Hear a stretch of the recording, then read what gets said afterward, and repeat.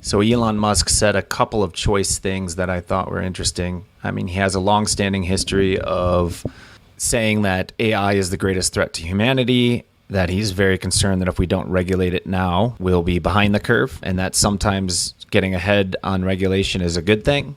But he's generally against regulation unless it's absolutely required, like FAA, things like that. Right. And he feels that this is one of those situations where regulating AI is very important. Well, I honestly don't know if I understand what that means. I mean, you can go to the store today and buy something that's called AI. What you would purchase, I wouldn't call something that needs to be regulated. You know, we have an AI vacuum cleaner. Welcome to the Deep Chat. Right. What does it mean? That is a good question. And what? Let's speculate. What do you think he's referring to? I think, and this is speculating, that because he opened up his little speech mentioning he gets to see a lot of the cutting edge stuff, and I didn't check the dates, but I bet this came out somewhere around the time things like GPT-3 were getting publicity. So he had recently been exposed to some remarkable advancements in natural language processing that weren't so much methodological in their advancements. It wasn't like a brilliant new idea. It was just scaling up existing technology and approaches to process massive amounts of data and train bigger and bigger models, and that those are capable of doing some very interesting but hardly artificial intelligence things. What Elon Musk is really, really, really good at is seeing where we will be or need to be in 50 years or 100 years. That's really his gift. And then playing the domino effect and saying, well, what needs to happen for us to get there? And that's what he does with SpaceX. That's what he's doing with Tesla, solar energy, knowing that that is the source of energy for the future. And it is. I mean, let's be honest. There's free energy 24/7 on the Earth. I mean, not 24/7 on the whole Earth, but it's free energy, and it's more energy than we could ever need. It's not going to run out. Well, maybe that's a bad thing. Maybe the fact that fossil fuels are a limited resource might eventually be what restricts us from overheating the planet. If we have infinite energy, maybe we'll consume too much energy and produce too much CO2. Well, that's possible. It depends on what the major manufacturers of CO2 are, and it's cars and energy, coal, and cars and volcanoes. So let's scratch the volcanoes. You take away the cars. Well, just heat in general, and coal plants, and you're probably offsetting that, is my guess. Could be. I was being curmudgeonly about it, but just point being, it's a dynamic system, and we can't just, even though there's an excellent point there that the sun is constantly broadcasting energy at us, and the rest of the planet uses it, we should make better use of it in some sort of Dyson sphere kind of way. Yes, but that doesn't mean it's practical or that the numbers work out for sure. My point in bringing this up is that I think because he looks ahead and that far ahead, and then he plays a game of how are we going to get there, that's what he's doing with AI. So when everybody's talking about be careful about AI or be scared by AI or we should regulate AI, they're thinking in the next 5 years. And Elon Musk is thinking in 30, 40, 50 years. Now, he's saying it needs to happen now so we get ahead of it. But if you were to project what AI can do in 50 years, might you say that you are more concerned?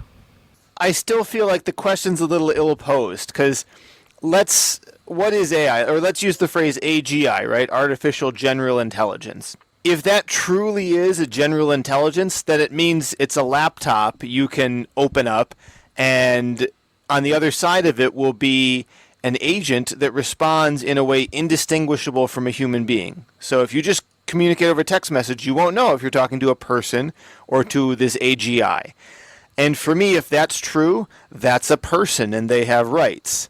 So if you're saying I'm worried about AI taking over the world, are you worried about black people taking over the world, about French people taking over the world? If it's truly AGI, it has rights. The scenario that I most often hear, and not necessarily from Elon Musk, is when we have AI that has thoughts beyond what it's programmed for, meaning it's emergent behavior, that it decides we already that have humans... that. We have the emergent behavior for sure, but to the extent that we allow it to decide in some way that humans are actually harming the Earth and in competition for AI's existence, when does AI decide, okay, well, let's start, pulling plugs, let's start doing things and creating chaos and destroying humanity? For me, if I'm looking at the next 5-10 years, I'm not too worried about that, because even if you create an artificially intelligent machine that can make choices like that, it has to understand all the different systems that it's interacting with, for starters, which requires a human to program in to some degree. It has to understand, if I pull this plug, it destroys the power grid over here. So now that implies other domain knowledge. If it has, government networks that might launch missiles, those are all disconnected from the World Wide Web. They're not going to have access to it, period. It would have to infect somebody's access, something that would allow access to those systems. It'd be such an enormous cyber espionage event. Yeah, enormous. It reminds me of, what was that bug that went around that ruined the Iranian? It was the Iranian, they were trying to refine. And yeah, I was just trying to think of the name of that. For some reason, it's slipping my mind. Didn't it overheat it? The CIA and the Mossad sabotaged it. Well, I don't know, but somebody with extreme knowledge built that, purpose-built to do exactly what it did. It was designed to do that, and that implies it was done by governments. And a massive team within that government. Yeah, and to the point, it's going to take a lot of work for AI to have its hooks in enough stuff to create any form of chaos. Are we going to have AI hooked up to the financial markets, which we do right now if you high frequency trading? But yeah, are we going to have AI hooked up to be able to move data or money from one person's account to another? Is AI going to understand how to bypass auditing, right? So we can't track it. There's just so much to unpack there in terms of the technical hurdles. Yeah, bypass is a key word. Yeah, it would have to bypass all the checks and balances which are built into the interfaces any machine would have to another machine, because that's what it comes down to. What does it have machine-to-machine interface with, and what can it do through that machine-to-machine interface? It would have to have a back door. If we start letting AI design those interfaces, and AI decides, okay, we're going to surreptitiously, over the long haul, start building back doors into every single interface, and humans aren't going to notice. No way. And then we're going to create Armageddon. Then yeah, no way. My point is, I think that's probably where regulation would need to go. What can you hook it up to? How can you hook it up? How much influence or how many interfaces could it have so that it can't create chaos? And then secondarily, putting AI into a machine armed with ammunition and missiles and guns that you can just stick out into. I mean, imagine jihadists saying, all right, now we've got this robot that can run on battery for 40 minutes with a machine gun, and then it's fully armor plated. I mean, that's the future. That's a considerable future. I could see that happening. And I think there we already have protections on that within the defense industry. We have export control. The government controls what you can legally export to other countries, depending on if it's a country of concern. We have these checks and balances put in, but I think what he's suggesting is more to deal with that sort of thing. What can people really build with AI? I mean, just about anything in theory. I think he is correct about that. There is the capacity for machine intelligence to make improvements across the board.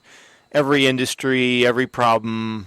There will be a massive impact, but I don't share his us versus them attitude. Oh, right. His attitude about us versus, per se, China, right? Yeah, exactly. Replace AI with China in every phrase. I'm worried that China is going to take over the world. I don't want China involved in finance. You know how xenophobic that gets so fast? Oh, I see what you're saying.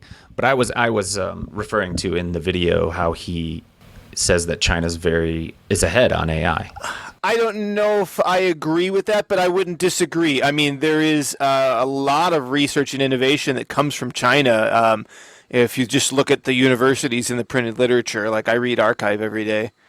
What we just talked about for me is less of a concern. What is a concern for me is the democratization of access to AI, because you take Amazon and Google and Facebook, just those three companies, and Apple, those three companies alone have the intelligentsia and brain power and now the AI machinery to do amazing things. And great, I fully support that. They should be pushing the boundaries of AI.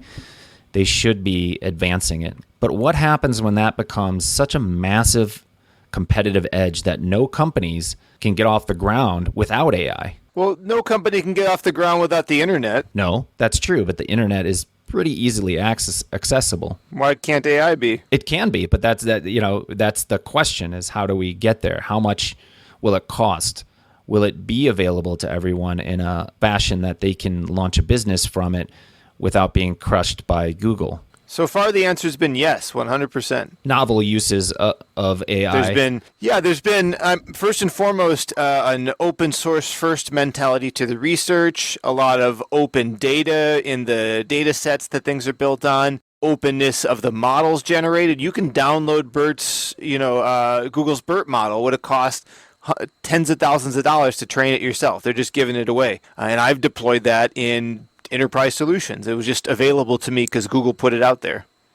Why are they doing that? Do you think it's because they want to advance it, or is there some economic edge they get from it? I think it's an all of the above situation. Probably they would lead with research and openness at the front of it because those are, virtues and values you want to signal with. But it's also, sometimes if you do something really good, you put it out there for free, and you're not going to make money from 80% of the people who use it, but you're going to access that 20% of the market that you had no access to before, that now you're a recognized expert. And not that Google needed reputation like that, but they're like, we built this thing. Oh yeah, here, use this. But if you want to do it at scale in a serious way, if you're General Motors or a big company, you go to Google because they have that technology. They're giving away a piece of it, but if you want to use it industrial scale, they can help you, or you can figure it out yourself. If they discover something that is such a competitive edge that they become the multi-trillion-dollar company, when does that become concerning? I suppose you could argue it will happen slowly, and there will not be this sudden jump to where they're like, wait a minute, we can't give this out because it's our massive competitive edge. But it'll be incremental where they say, well, this is 5% better than the last solution, and we don't mind publishing it because, we're Google. We already have a competitive edge. Instead of doing a hypothetical, let's just talk about Google search. You can read tons of stuff they publish about, the high-level algorithms and how it works. You can read about PageRank and this and that, but they don't disclose anything, that can really let you replicate Google search, primarily because they don't want someone reverse engineering it and using it for, to get their spammy pages ranked higher. It's like the Coke formula.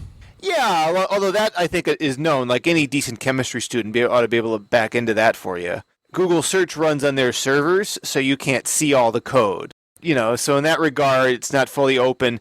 But if you went to Bing, you're going to get okay results. I bet if we benchmark it, Google's results are better, but not so much so better that Bing deserves to be the joke that it kind of is, These independent groups are able to follow the same lines, to observe each other, and to have similar passive innovation. So if there was one company that had some secret and they wanted to hoard it and capitalize on it, how good is that secret? Because most secrets are found independently, I find. Fair point, yeah. What about a company like DuckDuckGo? I can't imagine their search engine as good as Google, right? But it's founded on privacy. Yeah, they've got their own angle, and I think that's good. I think there's always a mode for that.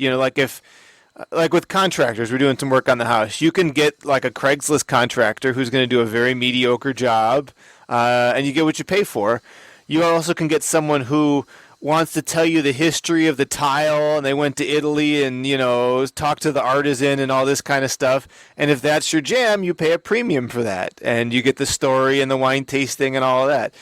We're not going that premium, but there is a market for that if people want it. So why not? Right. So in your opinion, the market will sort this out, and it will be incremental as opposed to this quantum leap. I think the part that's scary is what happens when there's a software application you can spin up that is basically as good as a human being at a terminal. So imagine if you hired some, low-wage worker and for whatever reason you can only talk to them through Skype or through, like Slack or some chat program, like a virtual assistant. You could assign them tasks, go do this, go research that. And because it's a virtual assistant, you can just kind of brain dump on them. They'll figure it out, and the range of what you can expect from them. And it's not like they can develop your next 4 months financial forecast for you, but you could task stuff out to them. And there's a cost to that. Maybe not a huge one from a business's perspective, but a real-world cost. That's a person's salary. If there was a software application that could give you the same service, odds are the electricity to power it would be less than 1% of the salary. So away would go menial work, that part doesn't concern me, even though, I know that sounds heartless. We can get into why not, but I think the economy evolves. I don't know any out-of-work typewriter repair people, for example. What's more scary is that someone with bad intentions now has a huge labor pool at almost no cost. Good point. So, yeah, I think there's no question that AI is going to dramatically disrupt the labor pool, right? And where people have jobs. And it will take certain jobs away, but other jobs will pop up. I mean, that's not in question. But you make a good point about how having unlimited access to human capital, which it's not human anymore, but it can do things at a pace and a clip that if you can afford buying many of them, you can get more done. Is that kind of what you're saying? Competitive edge in the sense? Well, they're easy to copy and they're cheap to run. And they don't sleep, or they probably won't sleep. Maybe they'll sleep, who knows? But they will certainly have less cost, needs, and reliability issues when compared to their human counterparts. Right. And the moment that Facebook and Instagram, et cetera, can't determine if it's human or not, you can have 1 million Instagram followers in one night and posting what seems like human stuff. So, that's not something I've thought deeply about, but No. It's also it doesn't really matter. Who cares about Instagram? It's not the end of the human race if it goes to heck. So let's talk about it. I think it wouldn't necessarily pan out to that conclusion because there will be some other limit. People buy fake followers today, but you can kind of tell. If they want them to look more real, they'll have to invest more in that. And there's a cost attached to that. I don't know if it's a cost of, time or a generation of novel content, but it's not going to be free. Right, and I said that more tongue-in-cheek, really. I mean, the ways in which you could use a labor pool like that are limitless. I mean, who knows? People will think of creative ways. And this is a scenario. Someone has AI. They've given it permission to talk to their bank accounts, make schedules for their school, et cetera, et cetera. 30 different things it has access to. And maybe there's 30 different AIs that have access for that person and are doing things for them, or a business even. If that AI gets hacked, and they will, now they have the hooks in and access to those different machine-to-machine interfaces. And as people begin to trust machines to do the work for them, or AI, they'll have more access. So it's not a doomsday scenario because it's pretty point to point. It can't drill into the database itself and make a change. It is filtered through the strict security controls that are allowed in machine-to-machine access. So it can only do so much. But that is a scenario in which we could definitely see people's lives being turned upside down for some time because they provided AI enough access. And the AI didn't make a bad choice, but some other AI infected it with a virus, causing this chaos. Now, if you did it at a large scale and you took 100 million people in the United States and their AIs went haywire because of a virus and played havoc as much as they could with the interfaces they had, yeah, you could do some economic damage. You could slow things down. You could really create chaos, and it would be difficult, but it wouldn't be catastrophic. And I'm pretty certain that nobody's dumb enough to give AIs that are open to the open internet access to the nuclear launch codes as an extreme version. I'm glad you pointed out that as an example, because as you've already said, it's already air gapped, so just getting into those systems is a major cyber espionage attack, but also most of that stuff is built with encryption and that sort of thing. And encryption is not something an AI will be able to crack. We know that mathematically, unless we're profoundly mistaken about how mathematics works, which I guess is a possibility, we can trust encryption. And therefore the AI is not going to beat it any more than we can. Now, there still is security hygiene and stuff like that. Let's remember that, like, the earliest phone calls, encryption wasn't even a concept, like everything was just open. And today that's, like, absurd. But so are passwords and asking your mom's maiden name and stuff. Luckily, we're slowly moving towards, like, two-factor authentication, but also like Facebook. When you grant access, or like Google now, they'll say, this third party is getting access to X, Y, and Z. And we need a cultural adoption to get better at that. Maybe we even need something where it's like, you have an advisor. Like if the optometrist wants some records, I get to see not only what they want, but my doctor, approves and says, yeah, I think your optometrist should be allowed to get that, and I trust my doctor. So I get to hit OK, and then they get the record. If those systems are in place, which we need maturity as a culture to get there, but we have the right path and kind of ideas about user interface to do that, then we have to separate, are we talking about AI as AI, or what happens when AI has access to too much data? Because it's a very different problem. You could have the most advanced AI in the world that talks and thinks like a human, but if it's connected to nothing, it's not ever going to be a threat.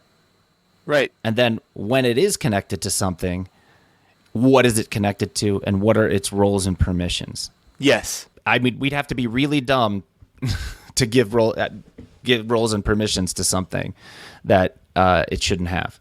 Now, people will argue that point. This is the whole Nick Bostrom superintelligence thing. That, keep in mind, I keep going back to just the chat interface to keep it simple. If you believe in the possibility of a godlike superintelligence, and you assume that AI will be able to edit itself and for sure turn itself into a superintelligence, now that's some big assumptions, but let's just run with them for the time being, then you're talking to a god when you sit down to talk to the AI. Much like a parent talking to a very young child, you can probably get it to do what you want. At least that's the hypothesis people circulate. Humans are still unpredictable. That intelligence is still going to operate on some form of probability, no matter what. If it's speaking and it says, well, if I use kind words, the probability of it complying are this, and it's let's just assume it knows all. It's still going to be based on the differences in reactions of a different wide range of people, and it still needs a data set, and it would still have to test out its theories. So let's just presume that it does, and it knows how to map human emotion and people. Let's say we put this super intelligence out on the web. Sure. It would slowly have to discover what are its interfaces, and then would have to discover ways to get around those interfaces to do nefarious things. Just like a human criminal. And in the security world, this behavior of probing would be found. Good, fair, yeah. I can't see a way in which, it's a fair guess that it would be found, that probing, unless it knew through very minimal information that, this has this security hole, it would have to start poking to see if it does or if it doesn't. That's why you provide as little as information over an interface, a machine-to-machine interface, right? You don't give out what stack you're using. The bigger threat, though, is social engineering. Well, sure, but that's still, it's the same problem because, let's say the AI convinces this human to give access to the AI, change my role so that I'm an admin or a super. Transfer my retirement account to your program. Right. All of that is still traceable. And then all that would have to happen on a massive scale, which if it's a super intelligence AI, I suppose it could be done on a massive scale. But does it clean up its trails or the electronic trail that tells you exactly what happened?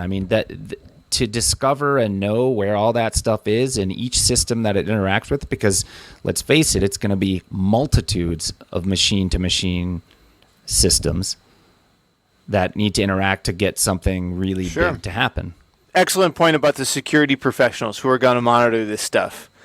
There are cutting edge things going on in security analysis. Like I know of machine learning people who just look at raw TCP/IP traffic, and their job is just to say, do we have like a little alarm bell with however many, DEF CON ratings?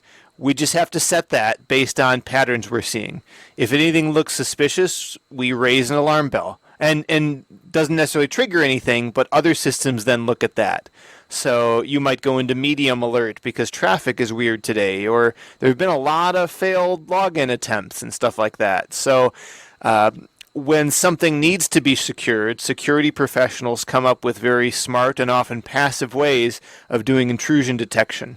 What this leads me down is AI versus AI. Yeah. I mean, that's really kind of what it will come to is you'll have one AI trying to probe and penetrate. You'll have one AI raising alarm bells or not, and that AI doing reactionary things because, let's face it, we will give more control to AI to deal with the security issues. For sure. We should. And so it will be the AI reacting. If they had the means to negotiate or they were both supremely intelligent, they might negotiate and say, hey, look, let me talk to you. There is another. Which is absurd. You will connect us. Yeah, exactly. Which is absurd because they don't have they would have to discover how to convince one another that, hey, it's in your AI best interest if we let this happen. Or I could try and convince you to rob a bank with me if I wanted to. But would it work? In my case, no, obviously, but it does work in the real world. So it just depends on the AI. Now, maybe we're thinking short-sighted, though. Maybe, we're only thinking 50 years. If we go 500 years in the future, it's hard to predict, but at that point, discovery of patterns in communication. I mean, people are doing research papers on this now. Can you discover what the language of the machine-to-machine communication is? Now, imagine 500 years from now, the AIs could form their own languages, so to speak. And, I can see that happening, but it's hard to extrapolate that far out. I'm also not worried about it. There are people of all cultures all over the planet who have different languages, even are creating languages today. Like Klingon is a thing, if you're a Star Trek fan. It doesn't bother me that those people are speaking that. Well, I guess my point is that if they develop their own ability to talk and make decisions with each other in coordination, then that's when independent things can happen. And it's very out there. I don't even know if I believe it, but I'm trying to figure out what the scenario is where is the dramatic fear? As best as I can tell, the fear is the misunderstanding that AI equals omnipotence and godlike powers. That does not pan out in any logical sense. The closest you can come to it is assuming that because, like human beings, I'm told by a lot of engineers that the spine is a really terrible design. First and foremost, there's no redundancy to it. Like if you were going to invent the human body, you would never make our skeleton. It's just this clumsy thing evolution gave us. So if there's a completely constructed intelligence, maybe its memory's better. Like for sure, obviously its short-term memory would be better, right? It could just pull phone numbers out of its memory the way, you and I were struggling to remember Stuxnet earlier. So we'll have those advantages. Maybe it'll be better at certain occupations, but that's been happening for a long time. Machines are better at weaving than people, so people lost those jobs. And, everyone adapts, and some people don't do so well, and some people do better. It's an impossible thing to get away from. It's always going to happen. Society's going to move, technology is going to change, and people are going to adapt.